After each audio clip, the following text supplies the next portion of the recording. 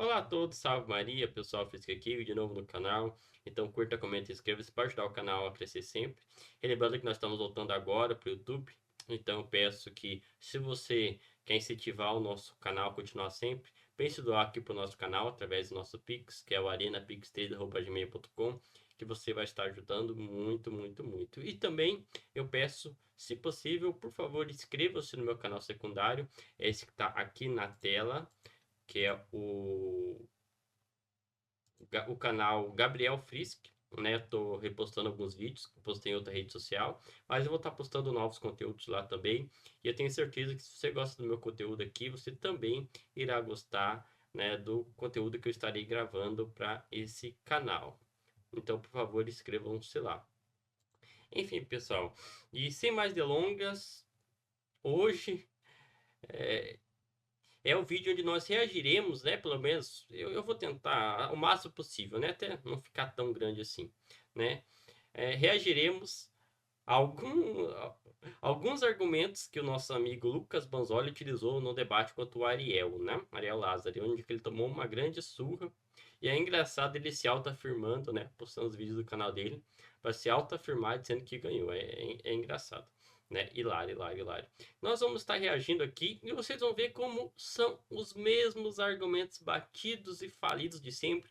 E tem outros que você não acredita que uma pessoa racional elabora esse tipo de argumentação, porque é ridícula. Demonstra um analfabetismo histórico, bíblico, patrístico, e são argumentos contrários à própria razão, que não significam nada, né? Que na prática são grandes falácias argumentativas. Vocês vão estar vendo isso aqui comigo hoje, né? Enfim, pessoal, bora lá e vocês vão ver como o Banzoli é simplesmente um tigre de papel. Essa é a realidade, é um tigre de papel.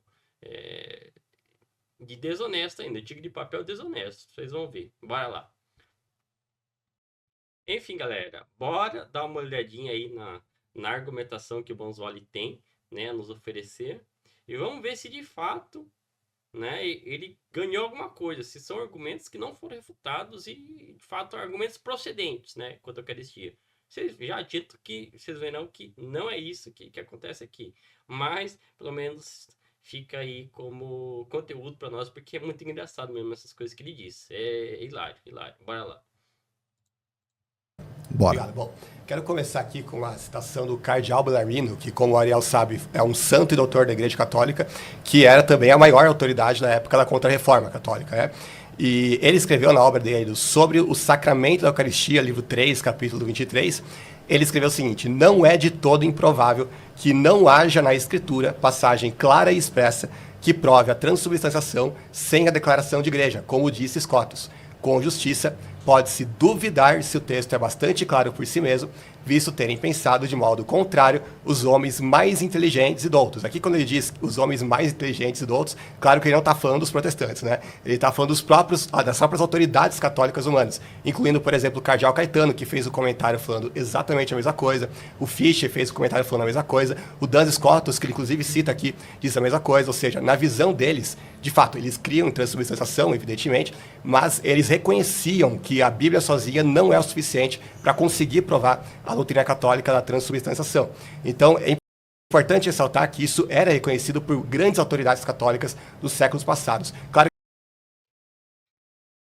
Olha o que esse cara tá falando aqui. Olha o que esse cara tá falando. Primeiramente, pessoal, sabe uma coisa? Eu sou honesto em dizer, eu não sou um especialista no pensamento de São Roberto Bellarmino. Aliás, eu nunca li a obra completa de São Roberto Bellarmino. Eu li algumas coisas, sabe? Não sei muita coisa mesmo em relação a isso daí. Assim como o Banzoli não sabe. É engraçado. Esse pessoal, eles fingem ser especialistas em tudo. Eles são especialistas em tudo ao mesmo tempo que não são em nada.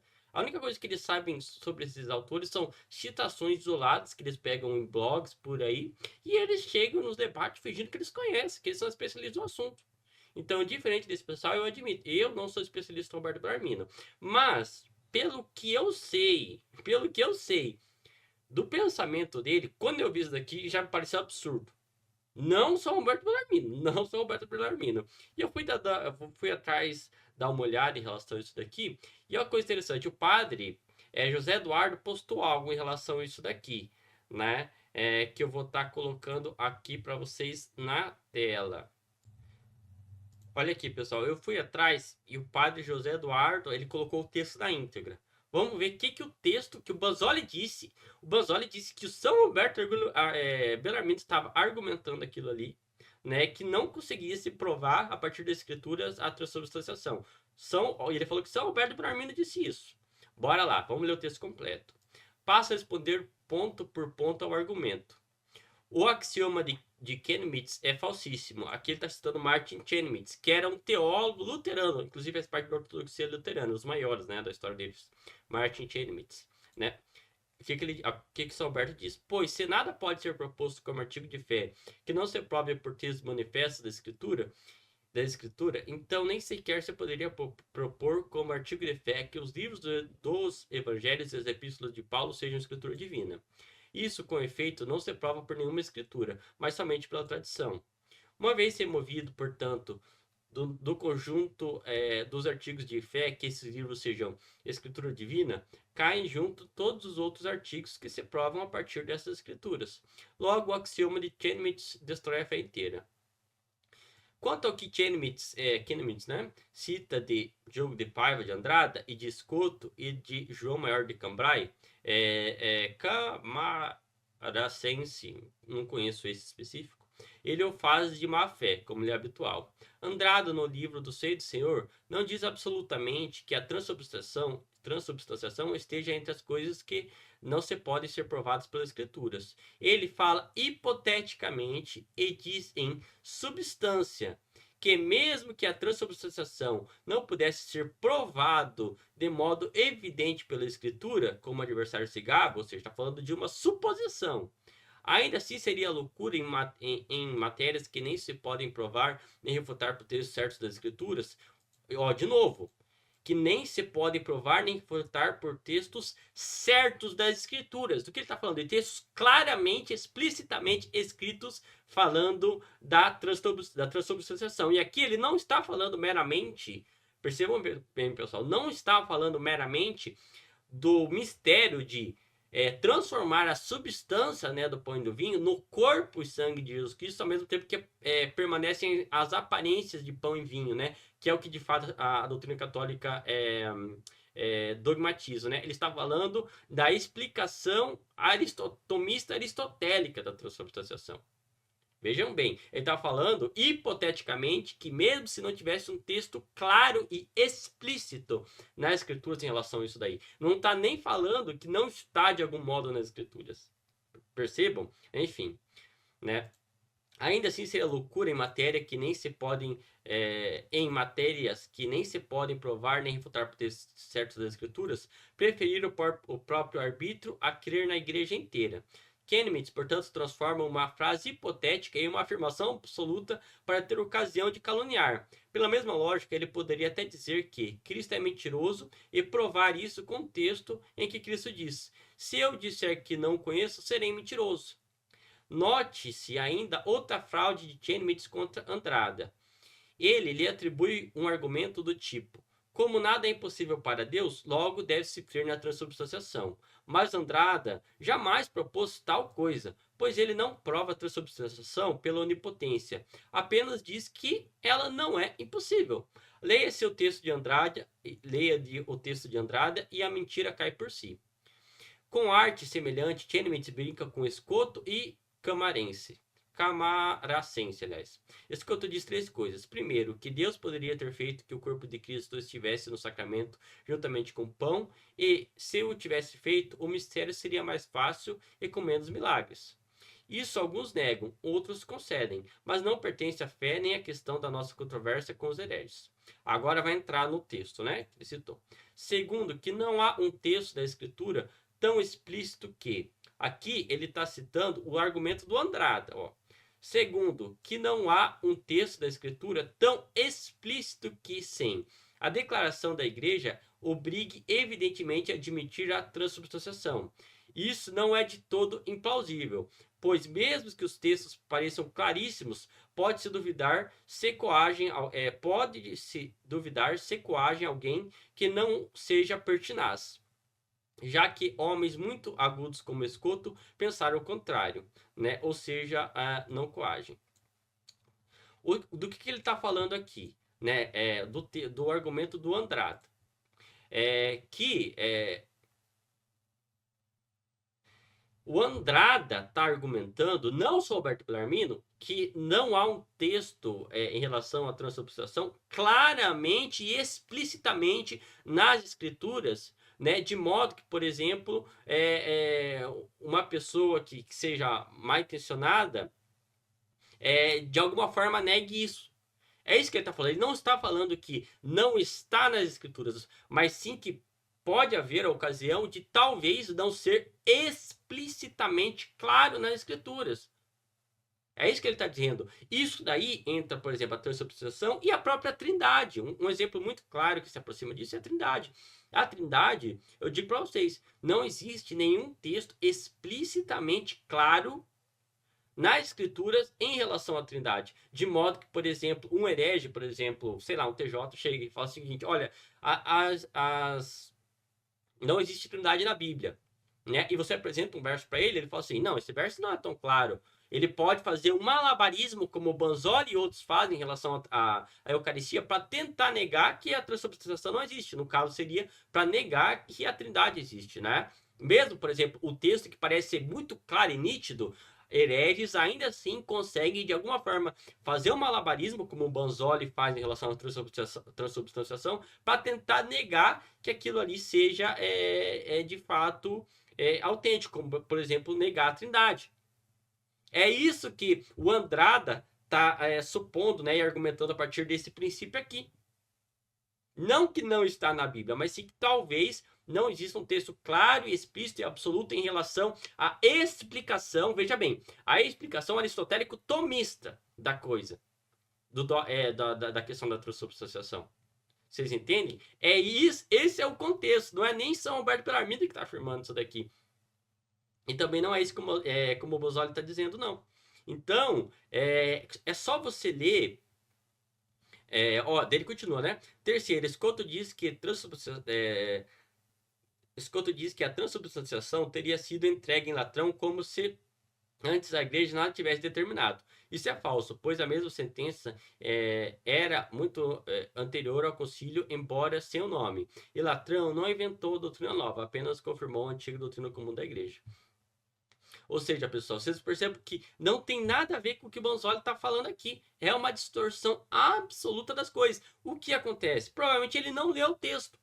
Ele não leu o texto que está sendo tratado aqui. Ele pegou essa citação provavelmente no blog ou alguém mandou para ele. Eu acredito, na verdade, que foi algum desses amigos pseudo-calvinistas dele, como Franklin Bruno, né, o outro Lima lá, que mandou esse texto recortado para ele, e ele, como palpiteiro que é, fingindo conhecer o que o autor está dizendo, ele de fato saiu falando como se fosse um argumento do próprio São Alberto Bellarmino. E outra coisa, mesmo se for, de novo, mesmo se for aqui São Alberto Bellarmino de fato o argumento pudesse ser colocado como dele, de fato, absolutamente, São Alberto Bellarmino não está falando de novo do dogma propriamente que foi dogmatizado pela igreja da transubstanciação, que é o quê?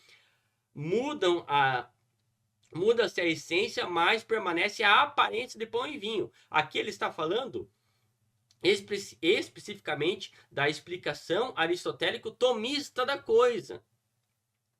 É uma distorção completa das coisas, cara. Meu Deus do céu. Enfim, continuando.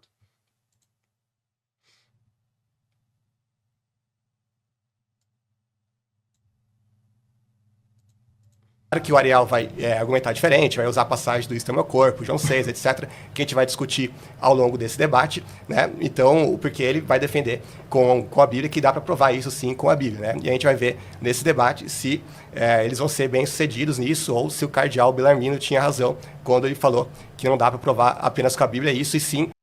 Ele está falando justamente da questão dos hereges, como por exemplo Banzoli. Mesmo existindo um texto que é claríssimo, por exemplo, parece ser claríssimo, como por exemplo, que dizendo, pegando o pão e vinho, falando assim, isso é o meu corpo, isso é o meu sangue, que será entregue por vós. Mesmo existindo um texto claríssimo, existem desonestos, pessoas como por exemplo Banzolis da vida, que têm a cara de pau de dizer que isso não é literal.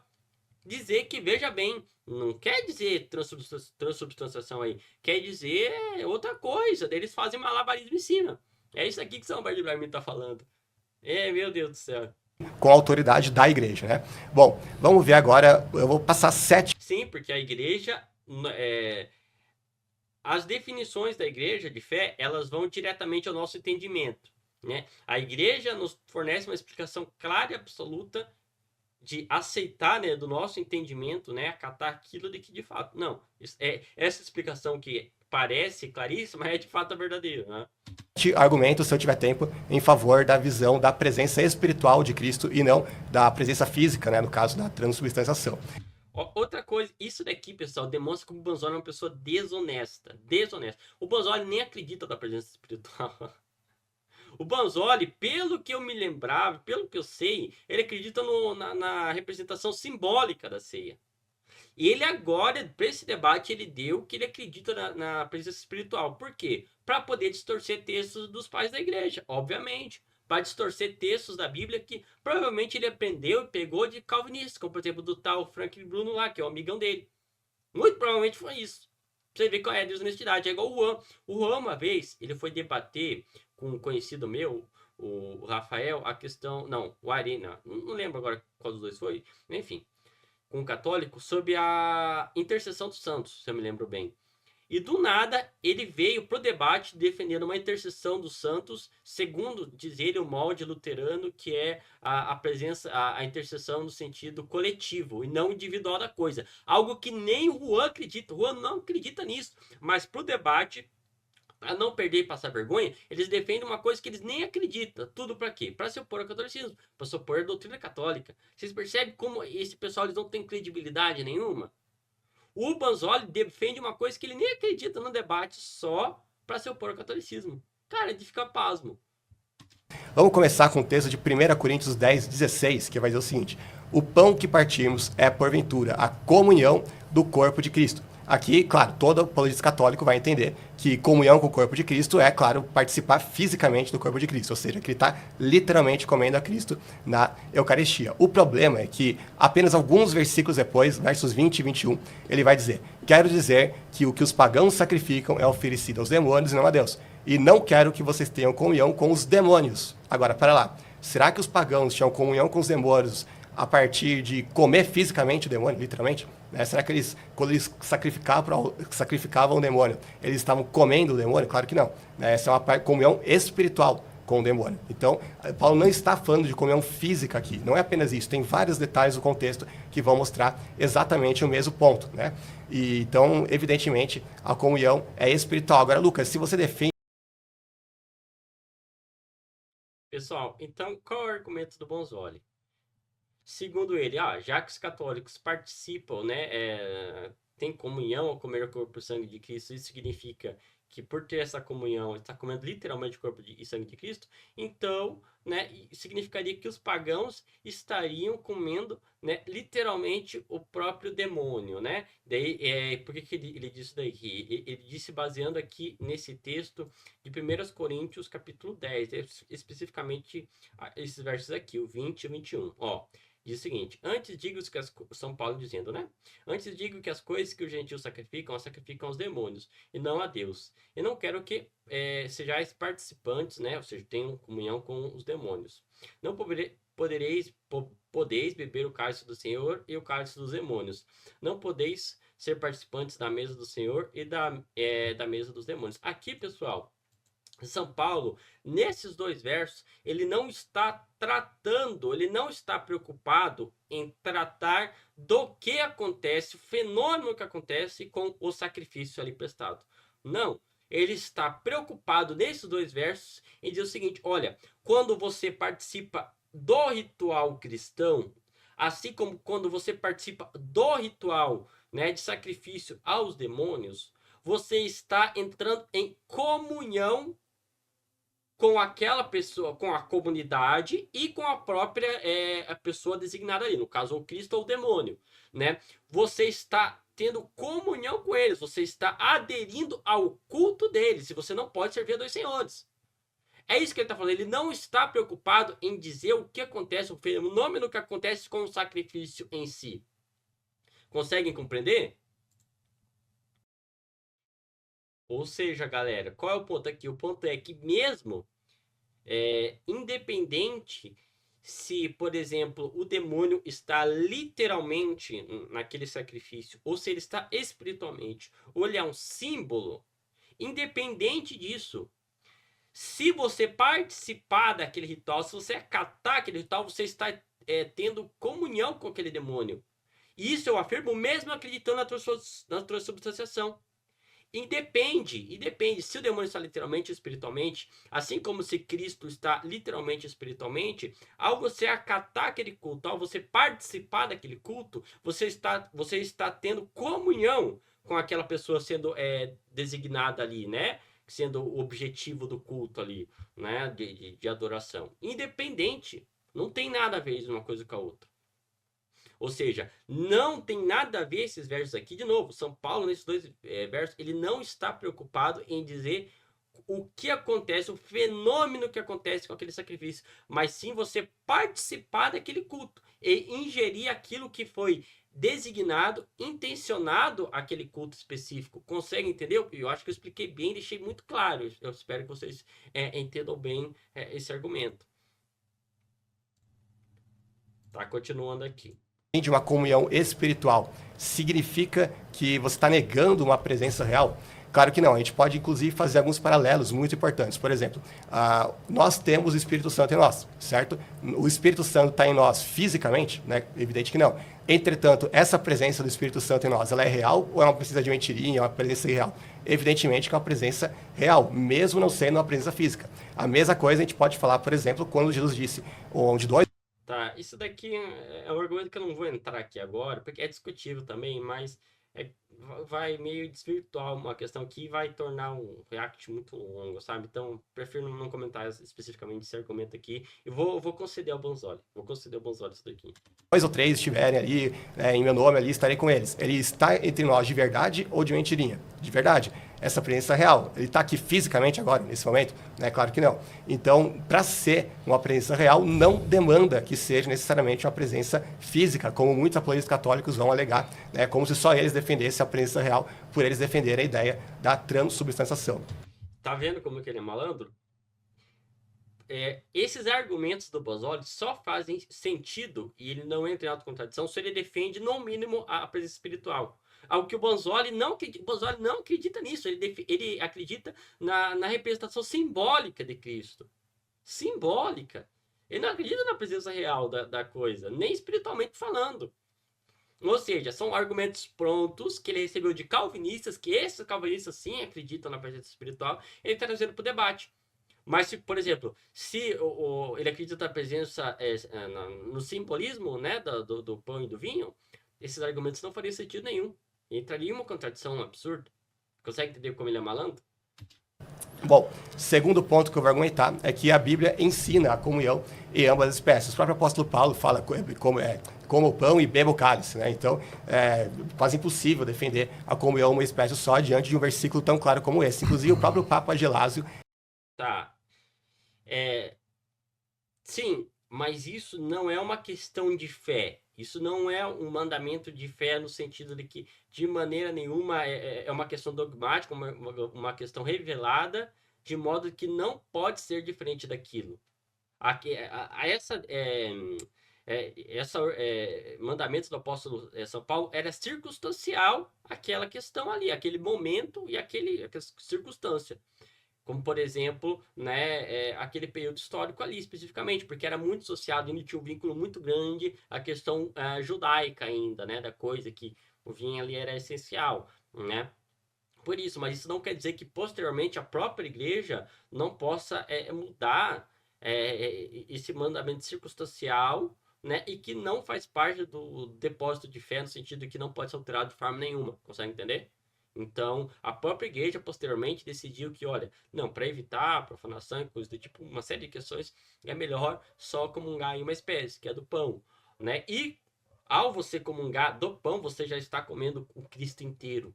Conseguem entender? Mas, ainda assim, a própria igreja, para vocês verem, algumas igrejas, por exemplo, que são suiures, né, estão em união plena com a igreja, de caráter oriental, elas ainda comungam, né, com pão e vinho, ou seja, não é uma questão, uma verdade de fé que não pode ser alterada, né? A própria igreja pode dispor dessa questão aí, né? Mas enfim. ele dizia que era um sacrilégio fazer a Eucaristia sem o vinho, né? Não, isso daí é uma mentira, você tem que provar, não adianta você só ficar falando. Né? E logo, se o papo aqui gelado, a gente vai falar algumas coisinhas, né? Que o Mosoli vai citar. Esse eu vou continuar aqui. Então eu gostaria de saber, né, que o Ariel mostrasse pra gente qual a base bíblica, né, já que o tema mostra o texto, né? Então mostra o texto aí que fala que a gente pode comungar apenas com o pão e que o vinho é completamente desnecessário. A base bíblica é a própria autoridade que Cristo deu a São Pedro, né, de confirmar os irmãos e de apacentar suas ovelhas. Isso daqui é uma questão que pode ser, de fato, como eu acabei de falar para vocês, decidida e alterada pela igreja. Terceiro argumento, o sacrifício de Cristo foi único e a Bíblia nada fala dele precisar ser atualizado. E se a gente vai lá para Hebreus 7:27, um texto, aliás, o livro inteiro de Hebreus fala muito disso, ele vai dizer o seguinte, ele não precisa oferecer sacrifícios diariamente, porque ele fez isso de uma vez por todas, quando ofereceu a si mesmo. Agora, o Concílio de Trento vai definir que a missa é um verdadeiro sacrifício e, além disso, que Cristo sacrifica a ele mesmo. Cristo é o sacrificador e a vítima ao mesmo tempo. Eu gostaria de saber qual a base disso na Bíblia, particularmente no livro de Hebreus, que vai falar muito disso, e eu não encontro nada ali falando de sacrifício ser atualizado ou alguma coisa do tipo. Ai. Ele falou do Concílio de Trento sem nunca nem ter lido o que o Concílio de Trento falou sobre o assunto. Nunca leu. Claramente. Só pegar lá o Concílio de Trento que ele diz sobre o assunto. Né? Se de fato Cristo sacrifica, ele é o sacrificador. Mas o que o Concílio de Trento definiu o que é o sacrifício da missa? Existe o sacrifício absoluto de Cristo, que foi lá na cruz. Cristo se sacrificou na cruz. Esse é o sacrifício absoluto. E esse é irrepetível. Não, de forma nenhuma, nós repetimos ou iremos repetir. Inclusive, vai ser este sacrifício que vai ser a base no qual o sacrifício que é feito na missa, quando o padre faz, né, lá o sacrifício, eucarístico, coisa do tipo, o que o padre está fazendo ali, o sacerdote está fazendo, independente, né? O sacerdote está, é isso que Trento definiu. Trento definiu o quê? Que esse é um sacrifício relativo. Ou seja, é relativo ao quê? Ao sacrifício absoluto. O que de fato o sacerdote faz naquele momento? Ele faz presente, vejam bem, o sacerdote na consagração eucarística faz presente o sacrifício que foi feito na cruz. Não está repetindo, não está fazendo outro, é isso que a doutrina católica ensina. Ele está fazendo presente o sacrifício que foi feito na cruz. Consegue entender? Não é outro sacrifício. É o mesmo, só fazendo presente para nós. Por quê? Porque em Cristo o presente, passado e futuro são todos um só, no sacrifício da cruz. Consegue entender? De modo que ele faz presente aquele sacrifício de Cristo na cruz e os frutos, presta atenção, e os frutos do sacrifício de Cristo na cruz, que são, por exemplo, a remissão dos pecados, são aplicados justamente através daquele sacrifício que foi oferecido ali, que é basicamente fazer presente aquele sacrifício da cruz. Ou seja, os frutos desse sacrifício, eles são aplicados na consagração eucarística. Não é um outro sacrifício. Você vê que o Banzoli, ele nem sabe o que o Concílio de Trento diz. É um palpiteiro, cara. É um palpiteiro de marca maior. De novo, isso daqui ele recebeu de amiguinho, de terceiros. De terceiros. Não é possível, cara. O cara palpita em tudo que ele fala. Ele não sabe nada. Esse cara não sabe nada do que ele está falando.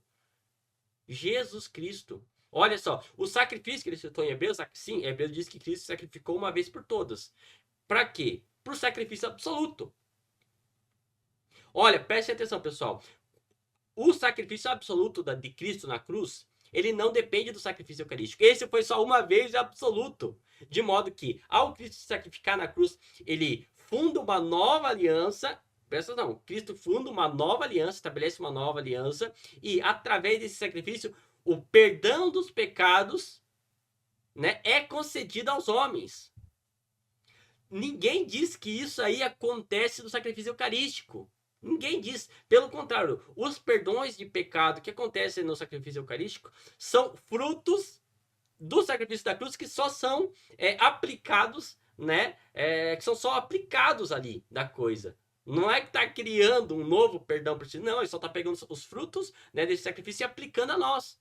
né, do sacrifício absoluto de Cristo na cruz. Ou seja, o sacrifício absoluto de Cristo na cruz não depende do sacrifício eucarístico. Mesmo, por exemplo, se hoje todos os sacrifícios eucarísticos não acontecerem mais, se a igreja parar hoje com isso, suponhamos, né? Nunca vai acontecer, mas suponhamos, ainda assim o sacrifício absoluto de Cristo na cruz vai continuar valendo, a perdão dos pecados vai continuar valendo de fato. Não depende disso. Pelo contrário, é este sacrifício relativo, o eucarístico, que depende do sacrifício absoluto. Consegue entender? Ou seja, é um texto que não significa nada, né, de Hebreus, né? Demonstra que você é palpiteiro e que você nem entende as coisas que você diz. Quarto argumento.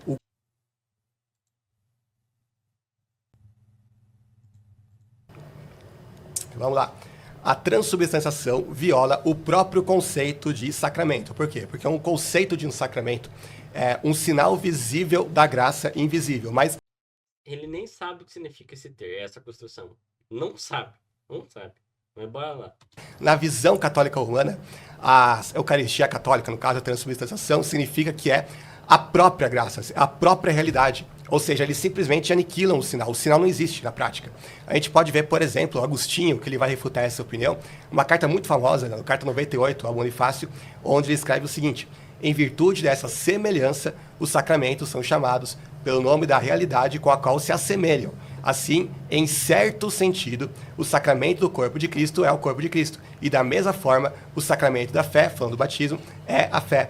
Com base nisso, o apóstolo disse em relação ao sacramento do batismo: de sorte que fomos sepultados com ele pelo batismo na morte. Ele não diz, nós temos significado que fomos sepultados com ele, mas sim que nós fomos sepultados com ele. Ou seja, veja que ele faz uma comparação aqui da ceia com o batismo. E ele diz que em certo sentido, qual católico falaria que Cristo está apenas em certo sentido, né, no sacramento da Eucaristia? Nenhum. Ele fala isso e ainda faz um paralelo claro com o batismo. Né? Ele vai dizer que, não, apesar de, obviamente, a gente não ser fisicamente, literalmente sepultado no batismo, porque o padre ou um pastor que fizesse isso seria preso, né? Com bastante razão, graças a Deus, mas, no entanto, é uma verdade espiritual que Paulo fala como, usando uma linguagem como se fosse literal mesmo, né? Que nós fomos sepultados com ele no batismo.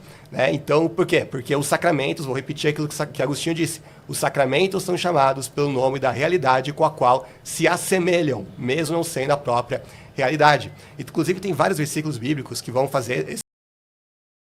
Tá bom, pessoal, bora lá. Galera, eu estou aqui com uma obra que talvez, na minha concepção, é a obra que Santo Agostinho melhor explica. Não é uma frase solta, aleatória, que você... de uma carta. Santo Agostinho, ele escreve uma obra onde ele detalha a concepção dele de sinal e de sacramento. E eu indico para vocês essa obra aqui, A Doutrina Cristã de Santo Agostinho. Não é um livro longo, tem 143 páginas, vocês conseguem ler aí em 2, 3 dias, né? Enfim. Nessa obra, ele vai detalhar mais a concepção dele de sinal, que o Bonzoli explicitamente não conhece. Claramente ele não sabe qual é a concepção do Santo Agostinho de sacramento, nem de sinal. De novo, esse daqui foi um argumento que ele recebeu, eu sei quem foi provavelmente foi o Franklin Bruno. O Franklin Bruno que deu esse argumento aqui, Bonzoli, porque eu já vi ele usando antes. É um argumento de pessoas que não sabem do que estão falando. Não sabem. Eu vou explicar para vocês qual é a concepção de Santo Agostinho de sinal. Prestem atenção. Né? Santo Agostinho, ele acredita que o signo, o sinal, o que é? O sinal, ele é uma coisa, né? Ele é constituído da coisa, né? Por si, da coisa. Só que essa coisa, ela tem um significado que vai além da própria coisa por si, da coisa vista ao nosso entendimento. Né? Por exemplo, você vê o pão, mas o pão ele tem um significado além do próprio pão em si, que vai além dele. Só que Santo Agostinho nunca, presta atenção, nunca disse que necessariamente esse algo ao qual, por exemplo, aquela coisa significa, no caso o pão, é algo externo, necessariamente externo a si. Pode ser externo? Pode, mas não é necessário que seja externo, além dela em si, além da coisa por si. Consegue entender? No caso da Eucaristia, o que entra? Entra o seguinte: você tem o pão, mas ele tem um significado ao nosso entendimento que vai além do que a nossa percepção consegue ver da coisa. A nossa percepção está vendo a aparência, que é pão. Só que isso nos remete a um outro significado além da coisa que nós estamos vendo, que é a realidade espiritual daquilo. E aqui eu não digo como simbolismo, algo simbólico, mas sim a própria substância da coisa, né? Não a aparência, não meramente a aparência, mas sim além de uma realidade, como eu diria, uma realidade ontológica da coisa, né? Espiritual nesse sentido aí. Ou seja, não existe contradição literalmente nenhuma da concepção de Santo Agostinho, por isso eu digo para vocês da doutrina cristã, de Santo Agostinho, né, com a transubstanciação. Não existe. Até porque, ó, eu vou citar um exemplo. Para Santo Agostinho, por exemplo, o homem ele é o sinal. O homem ele é o sinal. Ele é um sinal, mas isso não quer dizer que ele seja um sinal de algo externo a ele. Ele é um sinal, por exemplo, além de ser um sinal, por exemplo, da própria imagem e semelhança de Deus, ele é um sinal da sua realidade espiritual, né? Da sua própria, da realidade por si, que é o ser homem, né? Que é a criação de Deus, né? Imagem e semelhança de Deus. Mesmo sendo sinal, você percebe? Não tem literalmente nada uma coisa a ver com a outra. E nessa obra aqui de Santo Agostinho, da doutrina cristã, o que ele vai dizer? Que o sinal existe como apontando uma realidade além dela, né, da coisa por si, só que ao mesmo tempo existe, pessoal, a coisa por si, por exemplo, o pão, que é a matéria do pão ali, né, que ele é objeto do qual nós fruímos de uma graça de Deus.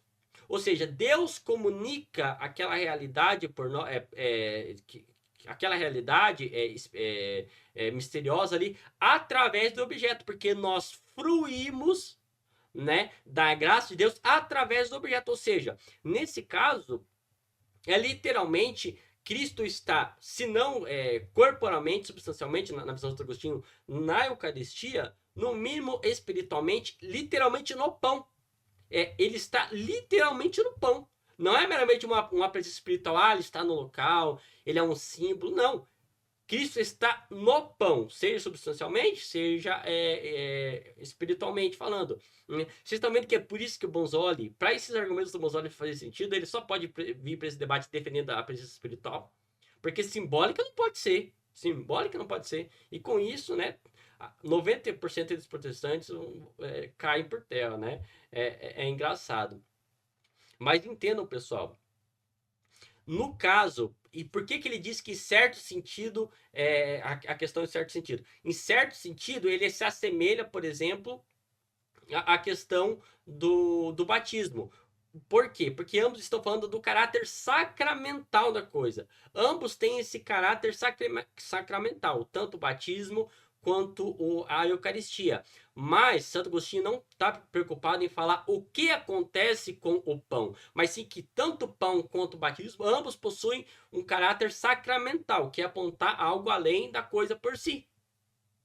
Tanto é que Santo Agostinho acreditava, né? Isso que o Bolsonaro está falando não faz sentido nenhum, porque Santo Agostinho acreditava, por exemplo, na regeneração batismal, que o homem nasce literalmente da água. Deus comunica a graça através da água ao homem. O homem renasce através da água. Só que é diferente, porque ao mesmo tempo é uma falsa equivalência, comparar o que é o efeito, né, do batismo, que é o renascimento espiritual. É para isso que o batismo é destinado a renascer, ou seja, limpar os pecados da tua alma. É para isso que o batismo acontece, porque é uma ação do Espírito Santo. O Espírito Santo não é algo físico, diferente de Cristo. Por isso que é uma falsa equivalência. O Espírito Santo, ele é algo espiritual, ele é um espírito que ele é destinado à nossa alma.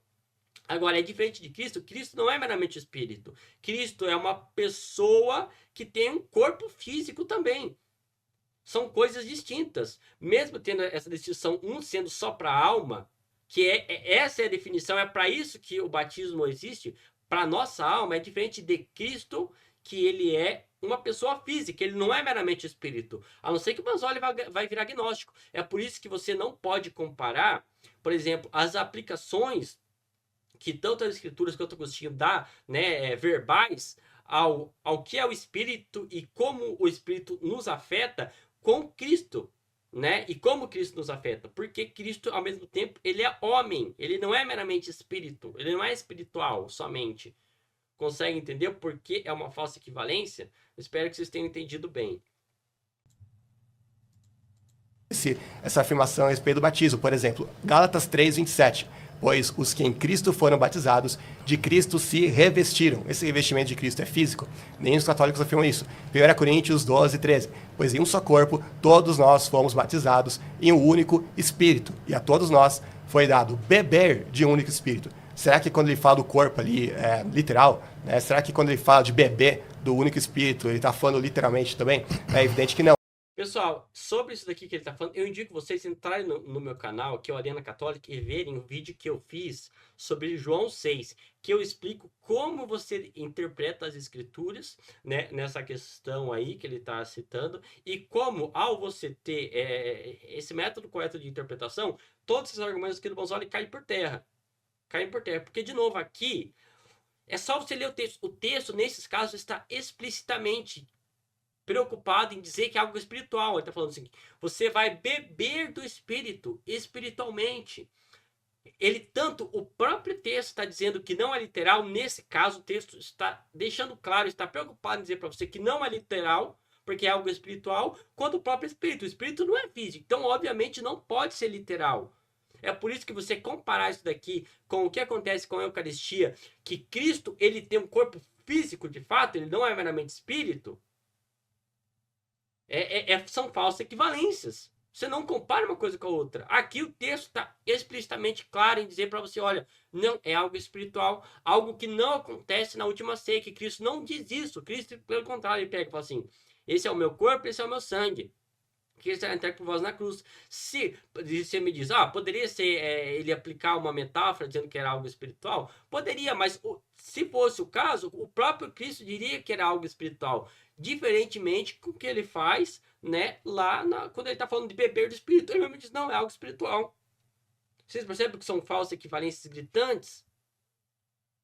Né? E é diferente dizer eu sou, nós nos revestimos de Cristo, né? De modo genérico. É diferente você de modo genérico abstrato, como o próprio Ariel vai argumentar, né? São sempre coisas abstratas. É diferente isso de você pegar algo na tua frente e dizer, olha, isso é o meu corpo, isso é o meu sangue. É diferente, são coisas distintas, né? Falsas equivalências, né? Não, ninguém bebe, né, o Espírito Santo. Então, com relação ao batismo, o sacramento do batismo, a gente vê que a Bíblia vai estar cheia de figuras de linguagem ou de espiritualizações a respeito do sacramento que é tão importante quanto o sacramento da Eucaristia. E usando linguagens semelhantes. Agora, quando chega, e os próprios católicos vão reconhecer isso, quando chega na questão do batismo, que toda hora em relação a algo que é espiritual. Agora, quando chega na questão da Eucaristia, aí a lógica muda completamente e eles interpretam tudo ao pé da letra, né, da forma mais grosseira possível. Então, é porque o espírito é algo não tangível. Ele é literalmente espírito. O batismo, está próprio dizer, o texto dizendo, olha, o Espírito Santo, que é algo não tocável, né? Ele é algo espiritual que vai agir de forma espiritual em você. É diferente de Cristo. Cristo, além de estar espiritualmente na Eucaristia, Cristo também, ao mesmo tempo, ele é homem, ele tem corpo. Consegue entender bem aqui o Bonzoli? Cristo é homem, ele tem corpo. Ou seja, Cristo está espiritualmente na Eucaristia, porque ele tem o caráter espiritual, só que ele, porque ele é homem, ele também está corporalmente na Eucaristia. Vocês percebem que são falsas equivalências. Falsas equivalências. Eu digo para você, Bolsonaro, vira agnóstico logo, cara. Vira agnóstico. Vira agnóstico. Então é uma contradição de termos, né? Como é que você vai afirmar uma coisa em relação ao batismo ou uma coisa mudar completamente a lógica em relação à Eucaristia, né? Por que aqueles versículos que falam do batismo têm que ser interpretados espiritualmente, mas o da Eucaristia tem que ser interpretados ao pé da letra? Indico aí talvez um curso de lógica, sabe? Lógica básica para você pensar. Sexto argumento, os pais da igreja negaram massivamente essa doutrina. Como não tem muito tempo ali, então eu vou citar apenas dois. O Papa Gelásio, na obra dele Das Duas Naturezas, capítulo 14, vai dizer: a substância ou natureza do pão e do vinho não deixa de existir. E Teodoreto, no seu Diálogo 2... Bora lá, bora lá. Pessoal, eu estou aqui com a tradução, eu fiz pelo Maiá, para vocês não dizer que eu estou pegando algo tendencioso, né? Aqui pelo Gemini, é a tradução desse texto do Bonzora que ele está citando do Papa Gelásio. De antemão, já digo para vocês aqui, nesse texto, nesse trecho específico que o Papa Gelásio está citando, primeiro, ele não está falando, não está preocupado em falar, né? O destino dessa obra não é para falar da Eucaristia, não é isso, né? Das naturezas de Cristo, mas ele toca isso brevemente aqui. E já de antemão eu digo para vocês, o Papa Gelásio ele não utiliza a palavra substância ou natureza da mesma forma que a visão aristotélico-tomista vai entender a coisa, né? Que vai explicar. E eu vou demonstrar para vocês isso daqui agora. Olhem lá o que o texto vai dizer. Esse daqui, primeiramente, é o texto que o Bolsonaro está citando aí. Certamente, os sacramentos do corpo e do sangue de Cristo que recebemos são uma realidade divina. Opa, peraí, ele está falando que aquilo ali, primeiramente, é divino. O pão e sangue de Cristo é divino. Opa, então fica a pergunta: se o corpo e sangue de Cristo são divinos, logo eu posso adorar o corpo e sangue ali, o pão e o vinho. Bonzora, você vai defender isso daqui ou não? Né? Eu sei que não, porque você é hipócrita, né? Você fala, mas eu não concordo com isso, mas ele está defendendo, no mínimo, a adoração eucarística. Já fica de antemão para vocês, pessoal. Aqui vocês já matam uma coisa. Vocês adoram. A gente pode adorar pão e vinho normais? Óbvio que não. Então aqui você já vê para onde o Papa Gelásio ele é, né? Ele tá indo, né? Enfim, mas continua. Daí entra o texto que ele cita, né? Ele diz o seguinte: pelo que através deles tornando-nos participantes da natureza divina. E, no entanto, não deixa de existir a substância ou a natureza do pão e do vinho. E certamente a imagem e semelhança do corpo e do sangue de Cristo são celebrados na ação dos mistérios.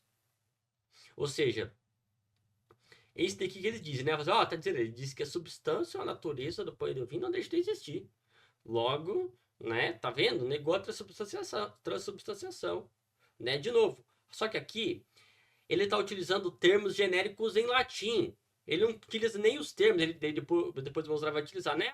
Porque o Conselho de Nicéia e de Éfeso e Calcedônia tinham utilizado a palavra ousia, coisa do tipo. Mas aqui nós estamos falando não de palavras gregas, latinas. E muitas vezes dessas traduções de latinas, como por exemplo substância, natura, coisa do tipo, não eram seguindo e não expressavam necessariamente os termos gregos. Muitas vezes, para eles explicarem propriamente o que eles queriam dizer, né? Por exemplo, segundo o Conselho de Nicéia, coisas do tipo, eles utilizavam os termos gregos, que não é o que é utilizado aqui. Eles estão utilizando de maneira geral e não especificando. Você não pode, só com esse texto aqui, dizer que ele está tomando a palavra substância ou natureza da mesma forma que, por exemplo, vai ser dogmatizada posteriormente. E esse é o caso, eu vou demonstrar para vocês aqui. Seguida a lógica. Vamos ver se o Bonzoli é só. O Bonzoli parou de ler aqui. Mas vamos ver aqui o texto na continuação diz. Olhem lá. Diz o seguinte: portanto, mostra-se-nos com clareza suficiente que devemos sentir em relação ao próprio Cristo, Senhor, o que professamos. Celebramos e recebemos em sua imagem, que, assim como, no caso, os elementos aqui, né, passam para a substância divina pela atuação do Espírito Santo, permanecendo, contudo, na propriedade de sua própria natureza. Assim também aquele mistério principal, cuja eficácia e virtude eles verdadeiramente não se apresentam. Demonstra que o único Cristo permanece, porque permanece íntegro e verdadeiro naquelas coisas de que propriamente se compõe. Ou seja, ele está dizendo que os elementos passam a substância divina pela atuação do Espírito Santo. Opa! Se aqui substância, o Bosoli diz, é a substância do pão e do vinho, então ele também vai ter que entender aqui que substância também é a substância do próprio Cristo. E aqui ele está dizendo que os elementos do pão e vinho, eles passam a substância divina. Isso daqui, se não é transubstanciação, para mim é o quê? Ele está dizendo que há uma conversão. Conversão conversão do pão e do vinho, a conversão da substância divina.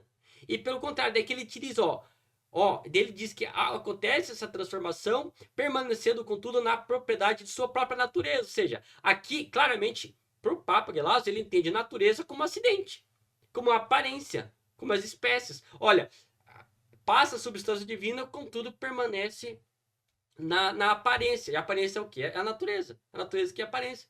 Ou seja, se a gente for utilizar esse texto aqui para provar algo, Bolsonaro, ele não prova nada do que você está falando. Pelo contrário, é um tiro no teu pé.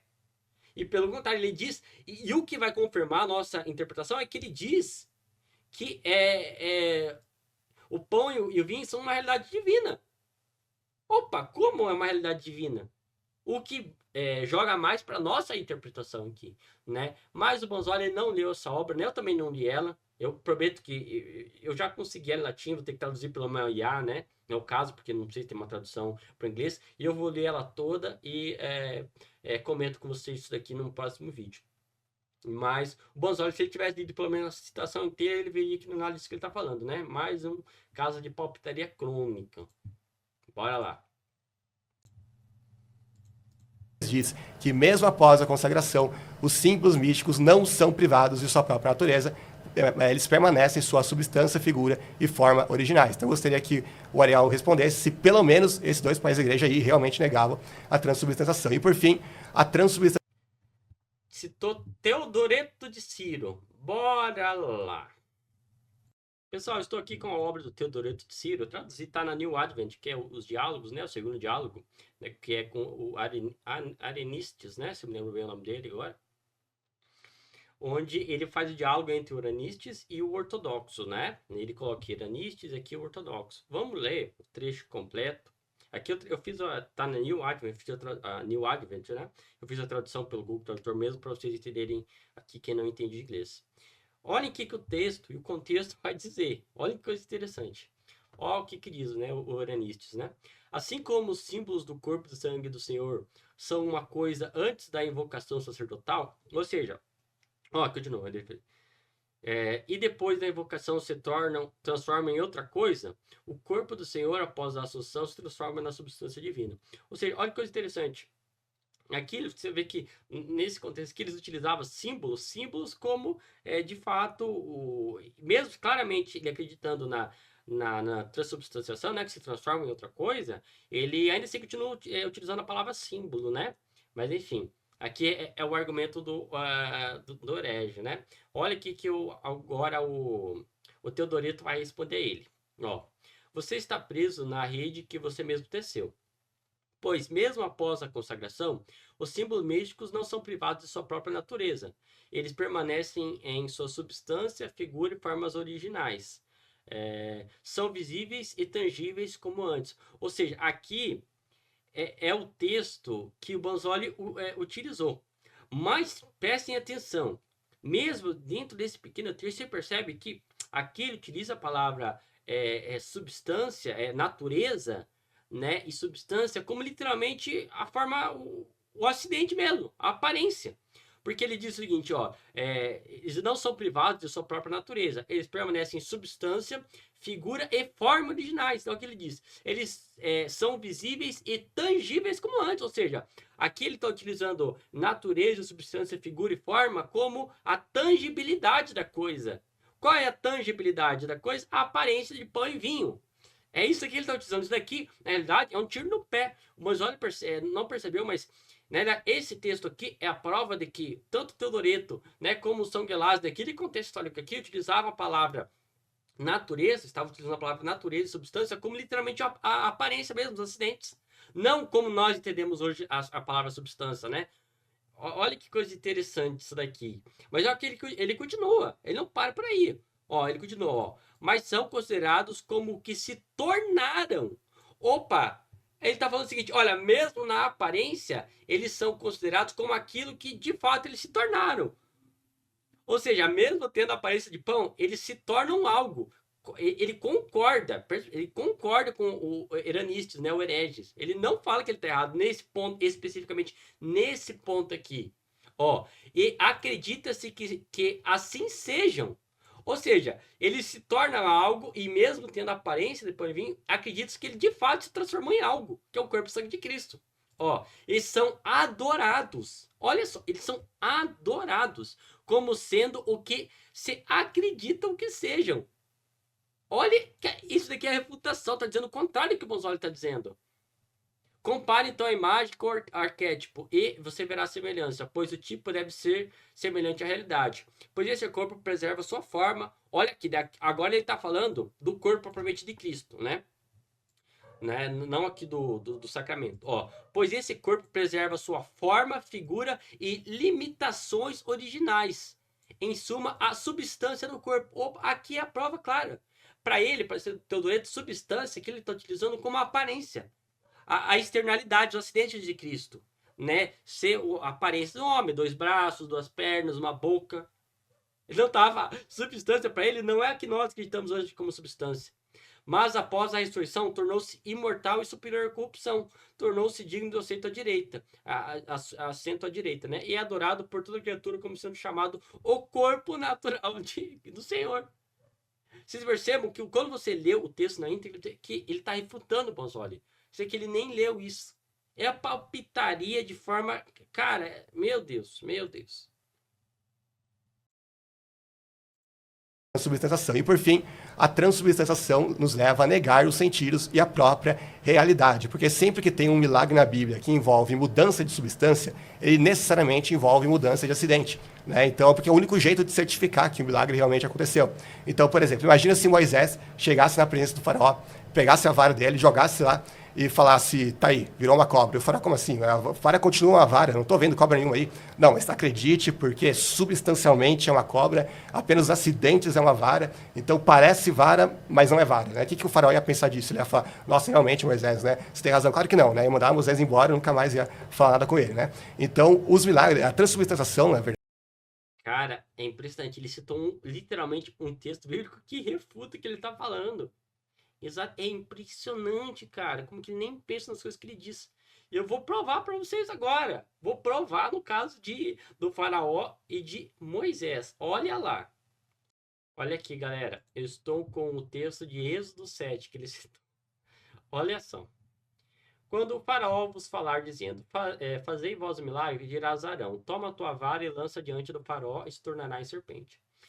Então Moisés e Arão foram a Faraó, e fizeram assim como o Senhor ordenara. E lançou Arão a sua vara diante de Faraó, e diante dos servos tornou-se em serpente. E Faraó também chamou os sábios encantadores, e os magos do Egito fizeram também o mesmo com seus encantamentos. Olha aqui que o texto diz agora. Olha aqui que o texto diz agora. Porque cada um lançou sua vara e tornaram-se serpentes. Olha lá. Mas a vara de Arão tragou as varas dele. De novo, a vara de Arão tragou as varas deles. Mas olha que coisa interessante.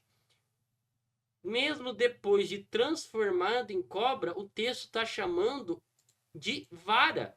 Ele diz que a vara de Arão tragou as varas dos magos do Egito.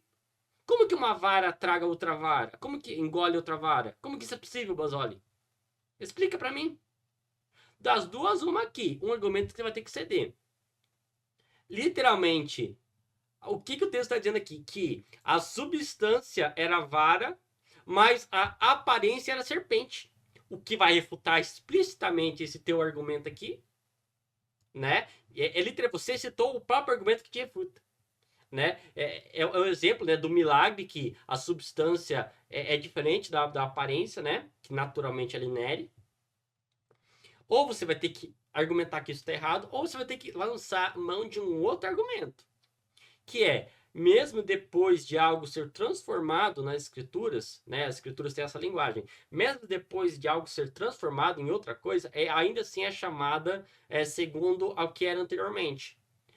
Daí você vai ter que largar a mão do argumento que vocês utilizam da última ceia, porque Cristo, ele faz, né, o que a gente crê que é a transubstanciação do pão e do vinho, só que depois ele diz o seguinte, tomou o pão, né, ou seja, mesmo depois de transformado do corpo e sangue de Cristo, ele ainda assim chamou de pão, né, o que vocês utilizam contra a transubstanciação, dizendo o seguinte, olha, então por que na última ceia ele chamou, mesmo depois de transformado, ele continuou chamando de pão? É o mesmo exemplo aqui. Mesmo depois de transformado em serpente, ainda continuou sendo chamado de cobra, de cajado. Qual dos dois argumentos você vai lançar mão? Mas, de qualquer forma, meio independente dos dois, quer dizer que a Bíblia não é tão clara assim, porque ela nos dá a entender que talvez, de fato, a essência, mesmo depois de transformada em cobra, a essência ainda era de bastão. A Bíblia não deixa tão claro como está dizendo isso daí. De qualquer forma, teu argumento cai por terra, né? Enfim, continuando aí o que ele tem a dizer. Verdade, seria o único milagre bíblico que exige que se negue todos os 5 sentidos. O problema é que Cristo não ilude os nossos sentidos. Ele provou a sua ressurreição justamente dizendo para Tomé, vede, né, toca aqui, vê que um espírito não tem carne nem ossos. Ok. E tá, beleza, acabou. Meu Ok, Deus, maravilha. Os sentidos humanos são enganosos. Os sentidos humanos são enganosos, cara. Que argumento pífio. Vamos ver a segunda parte do argumento do Banzoli. Eu vou ver mais um pouco. Se ficar muito grande, eu pauso por aqui e lanço uma segunda parte. Vamos continuar vendo aí o argumento dele, né, na segunda resposta. Ok, tá com você, Banzoli. Certo, a primeira coisa que ele disse foi, eu vou citar exatamente o que ele disse. Ele disse que milagres invisíveis não existem. Gente, volta aqui a live e veja se em algum momento eu disse que milagres invisíveis não existem. Em momento nenhum eu disse isso. O que eu falei é que sempre que a Bíblia fala de mudança de substância, os acidentes acompanham a mudança de substância. Em momento nenhum eu falei que milagres invisíveis não existem. Você pode voltar e ver o... Na realidade, isso daqui foi um argumento que ele recebeu do Franklin Bruno, né? Que é um argumento falido, mentiroso, né? Que é coisa de calvinista mesmo, isso daqui, argumento de calvinista, não é do Banzoli. Em segundo ponto, ele disse que Cristo não ilude a nossa percepção, né? Sempre que há um milagre, a gente consegue perceber isso, né? A Bíblia deixa de modo a não nos iludir, né? Deixar as coisas claras.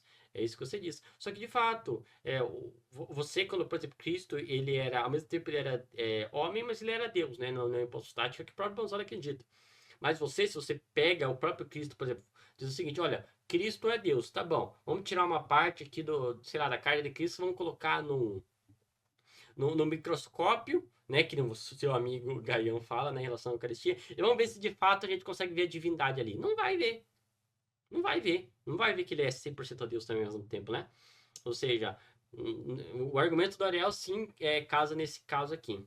O debate desde o início e todo mundo vai poder comprovar isso, né? Então, não adianta nada ficar citando a união hipostática, a união de Cristo com o Pai e com o Filho. Eu não estou negando nada disso. Nada disso envolve mudança de acidente, mudança de substância sem implicar em mudança de acidente. Eu queria ver se mostrar um texto onde isso ocorre, né? Inclusive, eu estava terminando minha fala e aí eu fui cortado porque o tempo tinha acabado, mas eu só estava querendo responder, né? Que imagina se Jesus, para provar que ele tinha ressuscitado, os apóstolos vão lá e veem, nossa, isso aí parece realmente um corpo físico, parece um corpo humano, parece que ele ressuscitou, mas, né, vai que os nossos sentidos estão nos enganando e, na verdade, não é uma pessoa real, né? Então isso daria uma munição enorme para os gnósticos, para os docetistas, enfim, para todo mundo que nega a humanidade real de Cristo, né? Na verdade, o próprio argumento de Jesus não teria qualquer força se fosse dado espaço para esse tipo de truque, né? E a gente deveria desconfiar de... Mas Cristo, ele só manda tocar nele quando Tomé duvida, né?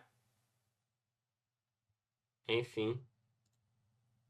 Ou seja, foi, na realidade, não era o que Jesus pretendia originalmente. Claro, você pode dizer, desde da eternidade, Jesus pretendia isso dali, mas, né, nas circunstâncias do que acontece nos eventos, Jesus só fala, toca aqui, veja, prova, porque o Tomé duvida entre os apóstolos, né? toda a realidade à nossa volta, já que, né, pode ser que nada seja real, né? Pode ser que o César não seja o César, que o Ariel seja real. Enfim, tem inclusive uma frase bem famosa do... Não, na realidade isso é um argumento contra vocês, porque é o seguinte, o texto da Bíblia diz o seguinte, olha, Cristo pega o pão e vinho e diz o seguinte, olha, isso é o meu corpo, isso é o meu sangue. O que vocês dizem? Não, não é literal. De que vocês utilizam? Vocês pegam passagens simbólicas e aplicando porque existem passagens simbólicas, vocês desqualificam a realidade e a literalidade da última ceia. Ou seja, seguindo esse teu argumento, nada significa nada. Literalmente, as palavras não significam nada. Por exemplo, eu digo o seguinte, olha, eu fui à padaria. Seguindo a lógica de vocês, isso daqui não precisa ser tomado literal, porque existem metáforas em relação a outros eventos da minha vida, né? Porque, por exemplo, eu digo o seguinte, olha, a Bíblia diz que Cristo é Deus. Não, você não precisa acreditar que é literalmente. Por quê? Porque em outros textos bíblicos e outras passagens, outras pessoas são chamadas de Deus também.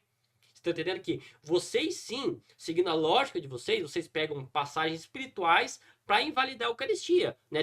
A literalidade da Eucaristia. Ou seja, para vocês sim as palavras não significam nada, né? Porque, já que eu posso desqualificar isso, eu posso desqualificar qualquer coisa.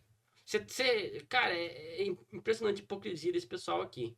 Do Inácio de Loyola sempre cita essa frase, de que ele diz: creio que o branco que eu veja preto se a hierarquia da igreja assim tiver determinado. O que resume bem a crença católica. Não sei se isso é verdade, tem que dar uma pesquisada em relação a essa frase de Santo Inácio de Loyola. Mas também não é absurdo, não. Não é absurdo, né? Dependendo do contexto e do que ele está falando. A respeito da transubstanciação, mas também a respeito do problema da fé católica como um todo. Ele falou que eu dou munição aos ateus quando eu digo que Cristo está espiritualmente na hóstia e não, não fisicamente, né? Bom, para começar a conversa, né? Nenhum ateu, nem judeu, que ele cita aí, vai reconhecer que Cristo está espiritualmente na hóstia, né? Obviamente eles não creem nem, os ateus, por exemplo, nem no mundo espiritual creem. Os judeus nem em Cristo creem. Então é um argumento que eu... Não, ele utilizou isso no sentido que você disse em relação ao milagre, né? Zombou do milagre e coisas do tipo. Isso daí é a mesma coisa que os ateus fazem, né? Sabe? Parece absurdo isso daí que você está falando. Os ateus fazem igualzinho, né? Ah, como que um homem pode vir de uma virgem? E zombam, sabe? Como que o homem é Deus e homem ao mesmo tempo? E zombam, né? Faz o menor sentido. E se fosse assim, então o Papa de Lázaro seria ateu, porque eu mostrei claramente ele negando a transubstanciação explicitamente. Eu não vi o Ariel comentar sobre isso, eu gostaria que comentasse na próxima fala dele. Aí depois ele disse: vários ex-protestantes estão virando ateus. Gente, veja o react que eu fiz a um dos maiores, não o maior apologista católico americano, o Trent Horn, onde ele vai pegar os dados oficiais dos Estados Unidos, né? Conversa assim: tem um ex-protestante lá que se tornou ateu, faz videozinho pro YouTube. Não, tô falando de dados oficiais. E ele mostra que nos dados oficiais tem muito mais católico que se torna ateu do que protestante, né? Eu vou atrás das informações, não sei delas, né, em relação aos Estados Unidos, mas não me parece ser o Bolsonaro está sendo honesto aqui. Porque, na realidade, por exemplo, um caso no Brasil, que eu vejo no Brasil, é que, de fato, pega todos esses apologistas aí, ateístas do YouTube. São todos ex-protestantes, ex-pentecostais.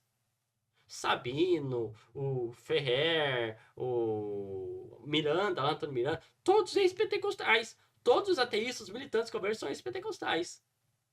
Né? O protestantismo é a fábrica de criar ateu, inclusive. Né? Primeiro eles viram desigrejados e depois ateístas. Mas eu não sei em relação aos Estados Unidos, vou dar uma olhada depois. Mas me parece ser meio mentiroso isso daqui. Porque a maior parte lá dos Estados Unidos, a população de fato, é protestante. Só se o Bolsonaro está falando proporcionalmente. Daí é outra coisa, mas teria que dar uma olhada. Mas em números absolutos, eu tenho certeza que não é verdade isso. É um dado bem interessante. Ele falou também dos sacrifícios do Antigo Testamento, né, que remete a Cristo, de fato remete. Só que se você pega a carta de Hebreus, você tem o versículo, inclusive, você acabou não comentando, mas vai ter mais tempo para comentar, vai mostrar claramente que Cristo cumpriu esse sacrifício de uma vez por todas. Então ele não tem que ser repetido ou mesmo atualizado. A ceia é a celebração do sacrifício, não é a repetição do próprio sacrifício ou a atualização do sacrifício, inclusive. Não, a ceia é tornar o sacrifício de Cristo presente aqui. É um sacrifício só. Você está espotalhando, querido. Você já foi refutado, está repetindo a mesma coisa. Ele citou Hebreus, mas não comentou o texto que eu citei. Então eu vou comentar o texto. Vamos voltar lá, deixa eu ver se eu acho o texto aqui. Por exemplo, Hebreus 10:10. Por essa vontade fomos santificados mediante a oferta do corpo de Jesus, feita uma vez para sempre. Verso 12. Mas ele, tendo oferecido um único sacrifício pelos pecados para sempre, aceitou-se a direita de Deus. Verso 14. Pois por meio de uma única oferta, ele aperfeiçoou para sempre os que são santificados. Veja como ele sempre está reforçando. Sim, aqui ele está falando do sacrifício absoluto que funda a aliança e oferece a remissão dos pecados ao mundo. Isso daí não depende da Eucaristia. Ninguém diz que é a Eucaristia que funda a aliança, a Eucaristia que é a base, né? Que é de onde vem o perdão dos pecados ao mundo, né? A remissão dos pecados, porque aqui ele está falando em relação a Hebreus, da questão, ele está fazendo uma comparação com o Antigo Testamento da questão do dia da expiação, em Yom Kippur. É o Yom Kippur? Enfim, o dia da expiação, né?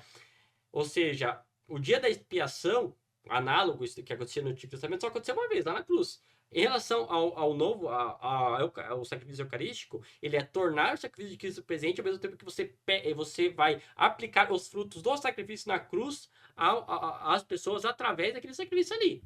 Tá entendendo? É isso que Hebreus está falando. Isso não é repetido na teologia católica. Né? O sacrifício da Eucaristia não é repetido nesse sentido. Tá entendendo? Reforçando esse ponto, verso 18, onde há remissão dessas coisas, já não há mais oferta pelo pecado. E o meu versículo preferido, que o contexto aqui vai quebrar completamente qualquer tentativa de interpretar no sentido de uma atualização do sacrifício, que é o versículo 24 e 28, diz o seguinte: Cristo entrou no céu para agora se apresentar diante de Deus em nosso favor, não, porém, para se oferecer repetidas vezes a semelhança do sumo sacerdote que entra no Santo dos Santos todos os anos. Se fosse assim, Cristo precisaria sofrer muitas vezes desde o começo do mundo, mas ele apareceu uma vez por todas, no fim dos tempos, para aniquilar o pecado mediante o sacrifício de si mesmo. Agora presta atenção, da mesma forma como o homem está destinado a morrer uma só vez e depois enfrentar o juízo, assim também Cristo foi oferecido em sacrifício uma única vez para tirar os pecados de muitos e aparecerá uma segunda vez, não para tirar o pecado, mas para trazer salvação aos que o aguardam. Agora veja, ele não apenas vai repetir tudo aquilo que ele falou sobre ser um sacrifício único, repetível e tudo mais, como vai fazer um paralelo com aquilo que acontece na morte. Ele vai falar, da mesma forma como o homem está destinado a morrer uma só vez e depois do juízo, assim também Cristo foi oferecido em sacrifício uma única vez. Agora, peraí, alguém que morre, se uma vez, que Paulo diz aqui a respeito de quem morre, é uma vez que precisa ser atualizado, precisa ser continuado, alguma coisa assim, lógico que não, a pessoa morre uma vez, acabou, pronto, né? Já era. Ele fala assim também, Cristo foi oferecido em sacrifício uma única vez. Então não há espaço no contexto aqui para interpretar que Paulo, que o autor de Hebreus está falando que o sacrifício de Cristo precisa ser atualizado, repetido, ou qualquer coisa que seja. Claro, os católicos não vão admitir que a linguagem da repetição, eles usam a linguagem da atualização ou continuação do sacrifício, que também não é bíblico. Eu quero ver mostrar isso na carta de Paulo aos Hebreus, ainda mais diante do contexto como esse. Agora, mesmo se fosse o caso, a gente está falando literalmente de um malabarismo semântico, né? Isso lembra até os inquisidores, que eles falavam, não pode. Em relação a isso daqui que ele vai falar, é engraçado isso que ele disse. Muito engraçado. Eu vou dizer uma coisa pra você. Seguindo essa lógica, a Bíblia diz o seguinte, que na Apocalipse mais algum lugar, não lembro agora exatamente, mas Apocalipse diz isso, que Cristo é o Cordeiro de Deus imolado desde a eternidade. Ou seja, desde antes dos séculos, Cristo já é o Cordeiro de Deus imolado. Só que se ele já é imolado desde a eternidade, o Filho de Deus imolado desde antes da eternidade, e ao mesmo tempo ele é o Cordeiro imolado na cruz, seguindo a lógica do meus olhos, são dois sacrifícios. São dois sacrifícios? É isso mesmo, Manzoli? Eu acho que você não vai defender isso, né? Ou seja, não são dois sacrifícios, é um sacrifício. Só que esse sacrifício de Cristo na cruz, ele serve para o presente, passado e futuro. Presente, passado e futuro são todos um em Cristo. É por isso que, ao dizer que ele é o Cordeiro de Deus imolado desde a da eternidade, se é eterno, não existe antes, durante e depois. É uma vez só, né? E aplica-se no nosso tempo, presente, passado e futuro. É totalmente simultâneo no sacrifício de Cristo na cruz. É por isso que, assim como Cristo já era imolado desde a eternidade, né? Ou seja, enfim, antes de tudo, mesmo depois do sacrifício da cruz, também é o único sacrifício que remete-se ao passado. Ou seja, o passado, presente e futuro, todos são um só em Cristo, porque é eterno. É o sacrifício na eternidade. Por isso que nós só estamos fazendo presente aquele sacrifício que aconteceu lá atrás. Não é um outro sacrifício. Tá entendendo, Banzoli? Você consegue entender ou você é burro demais para isso? Eu acho que você é muito burro. Não sei, na realidade, se é só burrice. Talvez. Burro você é, isso tenho certeza. Você não entende o que você lê. Você é burro, mas tem também um grande nível de canalice aí. Né? Mau caratismo.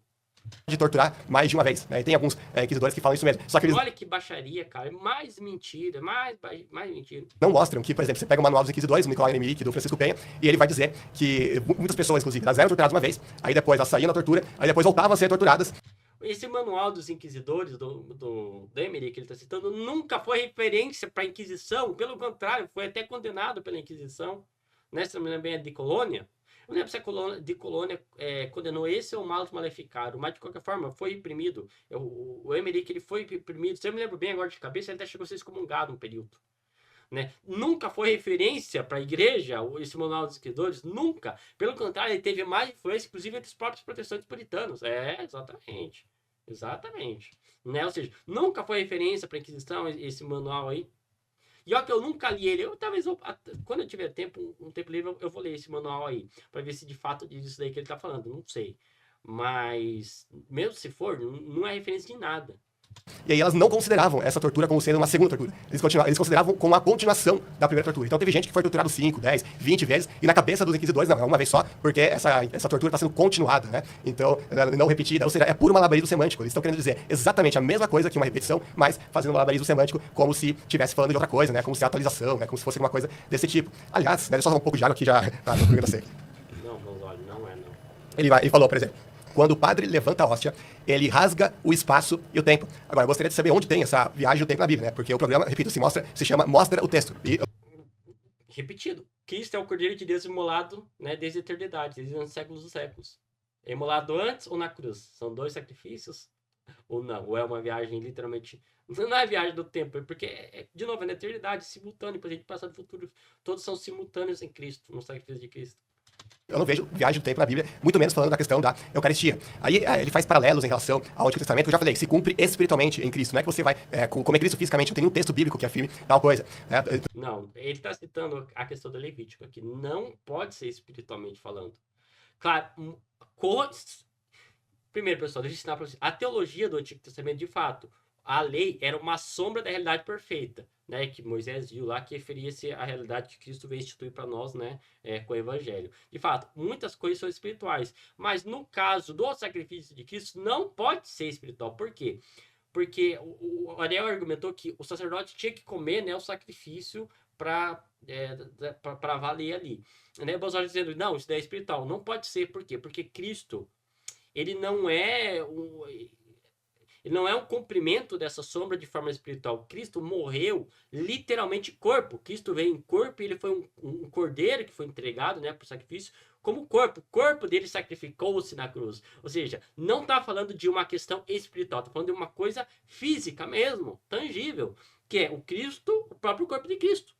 Ou seja, se o corpo de Cristo é esse cordeiro que é entregue, que era profetizado, tipolizado no Antigo Testamento, essa tipologia do comer o sacrifício de Cristo também só pode ser literal. Não pode ser espiritual. Tá entendendo? Tem que ser literal mesmo. Por quê? Porque Cristo morreu e se entregou e era um cordeiro literal da coisa, né? Claro, não era literalmente cordeiro, ou seja, foi sacrifício literal da coisa, né? Ou seja, é por isso que esse argumento Bonzoli que se culpa espiritualmente não pode, não faz sentido. Estou esperando ele citar o isso é uma coisa, mas como eu não citou ainda, não estou tratando ainda. Por exemplo, a circuncisão. Obviamente, a circuncisão era uma coisa física, evidentemente, mas se você vai ver, Paulo, ele vai fazer um paralelo entre a circuncisão e o batismo, que tem efeitos espirituais, né? Tá, mas o batismo, o próprio texto bíblico está dizendo que o batismo ele é entendido, ele é endereçado para aplicar-se à tua alma. O que nunca é dito em relação à Eucaristia. Nunca é dito isso. E, de novo, Cristo morreu literalmente. Ele não é espírito, ele morreu literalmente. De novo, a não ser que o Bolsonaro é agnóstico. Dizer, Cristo não veio de fato em corpo. Era só uma aparência, era só uma ilusão. Defende isso, Bolsonaro. Sei lá, cara, vira agnóstico. Então, muitas vezes você vai pegar alguma coisa do Antigo Testamento e não adianta você tentar forçar uma conexão, a grosso modo, no Novo Testamento, porque, por exemplo, assim como... Sim, você está forçando a questão espiritual, porque coisas cumprem-se de modo espiritual no Novo Testamento, logo o sacrifício de Cristo também é espiritual, segundo a sua lógica. Então, só homens no 8º dia, especificamente, na vida da criança, que podia ser circuncidado. Paulo diz que o batismo é a nova circuncisão, vamos dizer assim. A circuncisão é a sombra, o batismo é a realidade. Tá, mas quando eles eram circuncidados, era segundo a aparência, segundo a sombra, que era carne, era carnalidade. Agora, o Novo Testamento é a realidade espiritual, né? No batismo, né? É a realidade perfeita, verdadeira.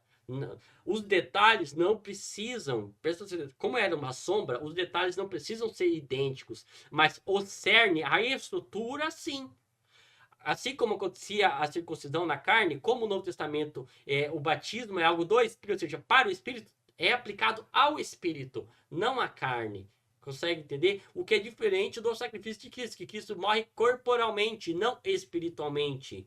Vira agnóstico, cara. Vira agnóstico. Eu pergunto, o batismo, você só vai batizar homens? Só vai batizar meninos também? Claro que não. Tem que ser necessariamente no 8º dia? Claro que não. Então existem diferenças cruciais. Aliás, você não comentou nenhum dos versículos que eu citei. É porque o batismo, a salvação é para todos, não para indivíduos.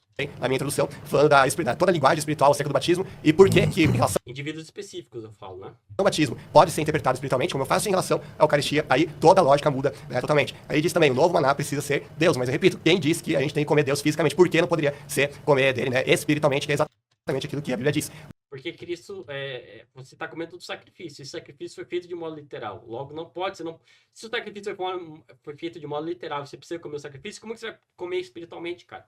Deixa de ser burro. Pensa no que você está falando. Deixa de ser burro, cara. Você é burro. Assim como todo esse pessoal que te acompanha. É tudo gente burra, que eles não conseguem, pensar racionalmente. E, olha, talvez esse argumento não possa ser sentido racionalmente falando. Talvez isso é uma falácia argumentativa, uma falsa equivalência. Eles não conseguem pensar isso, porque a gente é limitada, a gente é nécia. Assim como você, cara. Você tem uma limitação cognitiva que eu fico pasmo. Bom, João 6, conta aí pra eu vou precisar de 2 minutos, pelo menos, para interpretar João 6. Tá, já que ele abriu o comentário em João 6, eu quero perguntar uma coisa que essa, assim, de tudo que eu falei, a única que eu faço questão que seria respondida é essa. Na sua interpretação, porque todo esse argumento se baseia no fato de que os cafarnaítas, que era o público para o qual Jesus estava se dirigindo naquela ocasião, eles interpretaram, né, que Jesus estava falando de comer fisicamente e tal, e Jesus, ele não falou, não, peraí, gente, vocês estão interpretando errado, né? Então eu pergunto, o que foi que os cafarnaítas interpretaram? Eles interpretaram que Jesus estava falando da Eucaristia, ou seja, de comer dele sacramentalmente, mesmo que de uma forma física, que é a Igreja Católica pela sua instituição, ou de praticar canibalismo mesmo com Jesus, de ir lá e matar Jesus e comer a carne de Jesus, literalmente. É essa a grande questão que eu faço. Porque, dependendo da sua resposta, vai mudar todo o jogo aqui. Porque, bom, depois eu vou mostrar, inclusive... Não vai mudar, não. E eu respondo aqui. Sim, o pessoal ali, acho que é no Cafarnaum, né?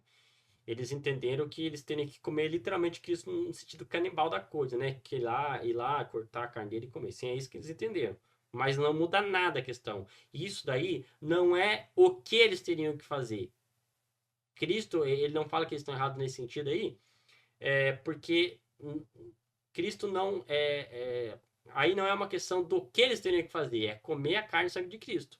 Mas como? A forma como eles comeriam. Aí é outra questão, Bosoli. Mas o que não muda? Por isso que digo, não muda nada. Não muda nada.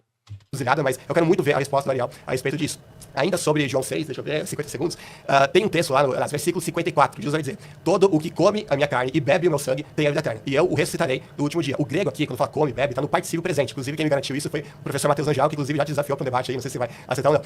Então, o particípio presente, ele traz a ideia de uma ação em execução. Agora, como é que as pessoas poderiam comer e beber de Cristo naquele momento se ele estivesse falando da Eucaristia? Se a Eucaristia seria implementada um ano depois daquilo, né? Óbvio que implica que ele estivesse falando de algo que podia ser feito naquele momento. Aí você vai pegar todo o contexto, que eu não vou tempo aqui, porque tem 9 segundos, e você vai ver que ele sempre fala que, por detrás da linguagem do comer e beber, ele está falando de crer nele, e não de comer e beber fisicamente. Ok? Você vê que quando é o argumento do Bonzoli e é de terceiros, você consegue perceber muito claramente. Porque esse argumento de apelar para gramatiquez não é algo do Bonzoli, é de terceiros. Terceiros que passam para ele, né? Como ele falou aí do tal Rangel. Né? Que também vou fazer um vídeo refutando esse maluco aí logo, logo. Mas seguindo essa lógica, na cabeça desse pessoal, desses gregueiros que ele tá. Porque eu falei que não é do estilo do Bonzoli fazer isso. Mas na cabeça desses gregueiros que ele está citando, você resolve o mundo com gramática. Eu não sei que mundo isso daí existe, só na cabeça do retardado mental, que aprendeu umas palavras em grego e acha que isso resolve o mundo. Cara, se isso fosse verdade, se gramática, tempo verbal resolvesse alguma coisa, não existiria metáforas. Se eu dissesse, escrevesse do texto, está chovendo canivete, que é uma metáfora, o cara, né, o gregueiro, né, da lógica desse pessoal e dele, do outro pessoal, daqui 100 anos, lesse o texto, que lesse esse texto, pensaria que estava literalmente chovendo canivete. Olha o nível. Mas, seguindo a lógica do Bonzoli, ele falou pelo tempo verbal isso seria impossível. Eu vou mostrar para vocês algo que também está no mesmo tempo verbal que o Bonzoli está citando aqui. Galera, estou com o texto que o Bonzoli está citando, né? Que é aquele que come da minha carne, bebe do meu sangue, habita em mim, enfim, coisa do tipo. Esse texto aqui. Qual palavra que ele está citando aí do tempo verbal, né? Que é o particípio... como que é? Não, é o particípio presente, né? É esse daqui, eating, né? Que é aquele que come e bebe. Qual é o tempo verbal que está, né? Essas palavras aqui, eles são um particípio presente ativo, né? Segundo o Bonzoli, a segunda lógica do Bonzoli, se está, né, nessa forma verbal aqui no particípio presente ativo, logo, isso significa que eles teriam que comer naquele momento ali. Eles deveriam estar comendo naquele momento, ele pergunta. Ah, é? Será que é mesmo dessa forma? Vamos dar uma olhada aqui. Um texto muito interessante que é o de João, né? Capítulo 1, 29, onde o João Batista diz o seguinte: eis o Cordeiro de Deus que tira o pecado do mundo. De novo, eis o Cordeiro de Deus que tira o pecado do mundo. Do que ele está falando? Ele está falando do sacrifício de Cristo na cruz. Ou seja, o Cordeiro que se sacrifica na cruz, e ao se sacrificar na cruz, ele tira o pecado do mundo. Esse tira, né? Aqui no inglês, taking away, né? Seria o tirar, né? Aquele que tira o pecado do mundo. Vamos ver qual é a forma verbal dele? Também essa verbal aqui, ó. O particípio presente ativo. Literalmente a mesma forma verbal no texto de João 6,56 que nós estamos citando. Ou seja, é particípio presente ativo, ou seja, tira o pecado do mundo. Na lógica do Bonzoli, o sacrifício de Cristo, que é isso que está se referindo aqui, nesse momento aqui, deveria estar acontecendo naquele momento. Cristo, quando o João Batista vê ele batiza, Cristo deveria estar sendo sacrificado naquele momento. O que não é o caso. Ou seja, Cristo se sacrificaria, na lógica do Bonzoli, 2 vezes. Aqui no batismo e lá na cruz. Seriam 2 sacrifícios, inclusive, que refutaria a própria lógica do Bonzoli. Ó, só 2 sacrifícios. Bonzoli, você vai defender isso? Óbvio que não.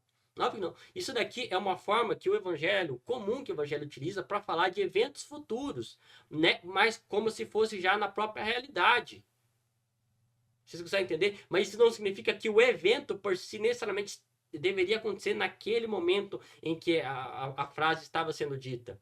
Da mesma forma que o texto de João 56, 6,56 fala, né, quem come e bebe meu sangue, o texto de João 29 fala que Jesus é o Cordeiro de Deus que tira o pecado do mundo, como se fosse naquele tempo presente ali. É uma forma comum que o evangelho utiliza, mas isso não quer dizer que necessariamente estava acontecendo naquele momento.